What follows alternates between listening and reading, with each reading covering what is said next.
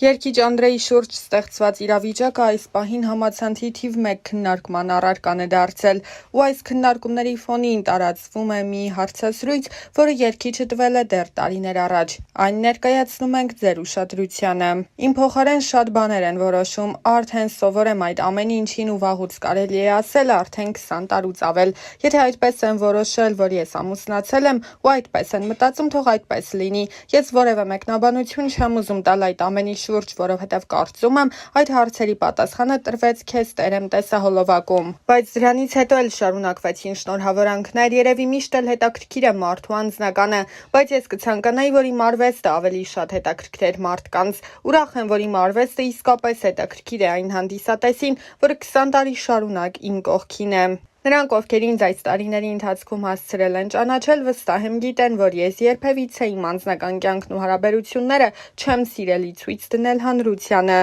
Բոլորին հետաքրքրող ցանկացած հարցի պատասխան հենց տեսահոլովակում է, ընդամենը պետք է այն սկզբից մինչև վերջ դիտել, բայց ցավոք այսօր մարդիկ միայն լուսանկարներով են կարծիք կազմում կամ միայն նյութերի վերնագրեր ընթերցելով, չկարդալով ամբողջական նյութն ու չդիտելով տեսանյութը։ Դա նույնն է, ինչ 2 ժամ տևողությամբ հրաշալի ֆիլմը դիտելու փոխարեն միայն մի քանի վայրկյան տևող թիզերը նայեց։ Շատերի կյանքում եղել է նման պատմություն, ես չեմ ցանկանում շատ բաներ բացահայտել, որովհետև պարզապես չեմ ցանկանում, չեմ ուզում անդրադառնալ այն ամենին, ինչ եղել է իմ անցյալում, որովհետև այն, ինչ կա իմ ներկայում, ավելի լուսավոր է, ավելի ուրախ ու սիրով լի։ Կան տեսահոլովակներ, որոնք ներկայացնում են իմ կյանքը, որոնց սցենարը հնարված չէ, բայց չեմ ասի, որոնք են դրանք։ Երբ հանրային մարդ ես, ուզած թե չուզած, անձնական կյանքդ հետաքրքիր է բոլորին, ինչու տրամաբանական ավարտ չունեցան, պատճառները շատ էին։ Հիասթափություններ, միմյանց չհասկանալ, դավաճանություններ։ Գիտես, ես առհասարակ ընկերություն անելուց երբեք եւ երբևիցե չեմ մտածել,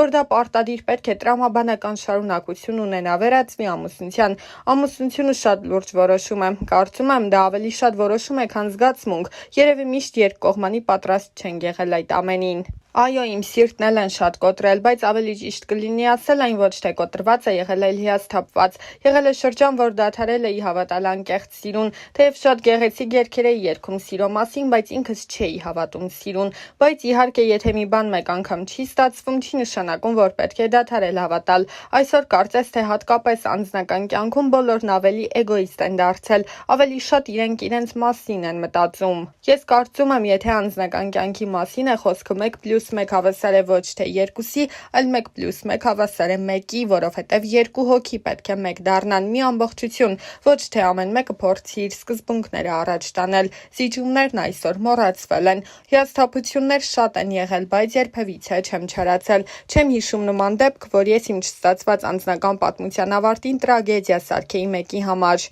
Բայց եղել է դրա հակառակը, երբ նա ով տվյալ շրջանում կողքիս է եղել, փորձել է կյանքս թունավորել։ Ժամանակի հարցեր ես անգամ պատասխան չէի տալիս եւ այդ ամեն ինչն անցնում ու մոռացվում էր ուղակի։ Առհասարակ, եթե ես մի բանից հիասթափվում եմ, եթե մի բան կոտրվում է իմ կյանքում, ուրեմն վերջացած է ամեն բան։ Սերը նման է շատ փխրուն մի երևույթի, որը երբ ճաք է տալիս ու փորձում ես վերանորոգել, միևնույնն է, այդ ճաքը միշտ մնում է։ Ըստ իս հենց սկզբից երկու կողմն էլ պետք է ջրեն այդ զգացմունքը, պետք է ջանք թափվի։ Չգիտեմ, երևի շատ եմ արդեն փիլիսոփայում, բայց երբ 16 տարեկանում սիրահարված էի, ես պատրաստ էի ամուսնության։ Ուղղակի տարիքից ելնելով շատ խոչընդոտներ եղան, բայց կյանքում ունեցել եմ նման սեր, որը բոլոր սերերից ամենամեծն է եղել։ Սղճում եմ միայն նրա համար, որ ես այսօր կարող էի ունենալ 21 տարեկան որդի, բայց փաստը մնում է փաստ, որ ես կորցրի նրան։ Միայն դա է, որ ինքս ինձ չեմ ներում, այդ կորուստը ինձ համար ծանր է մինչև այսօր։ Չեմ ուզում ծավալվել ու այդ ամեն ինչը վերհիշել։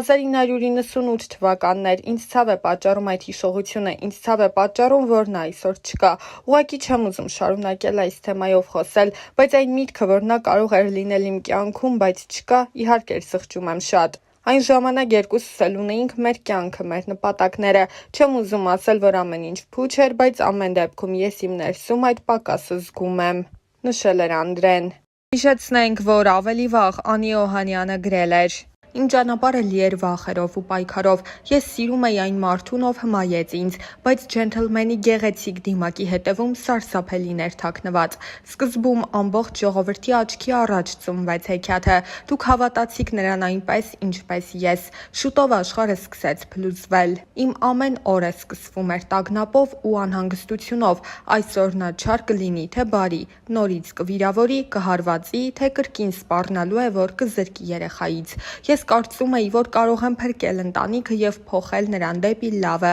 սակայն նրա ագրեսիան միայն աճում էր։ Նա չէր գիտակցում, թե որքան ցավ է պատճառում ինձ։ Ես զգում էի, որ հոգիս դանդաղորեն քանդվում է, բայց շարունակում էի հուսալ, որ նա կհասկանա և կփոխվի։ Ես հասկացա, որ սերը չպետք է տառապանք բերի, կներես բառը ելք չէ, դա անընդհատ կրկնվում էր։ Այսօր ես համարձակվում եմ խոսել։ Այս ամբողջ ընթացքում ես ստիպված էի ժպտալ տեսախցիկների և մարդկանց առջև, ցուցադրել երջանկություն այն ժամանակ, երբ ոչ ոք չգիտեր, թե ինչ է կատարվում փակ դռների հետևում։ Այս գրառումը ոչ միայն աղաղակ հոգու, դա կոչ է բոլոր կանանց, ովքեր տառապում են ինձ նման, աղջիկներ, կանայք, մայրեր, դուք արժանի եք սիրո, որը բերում է լույս, և ոչ թե խավար, նշել էր նա։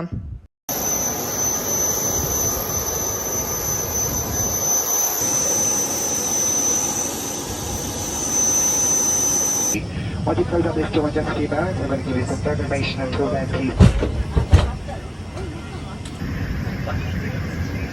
And one more.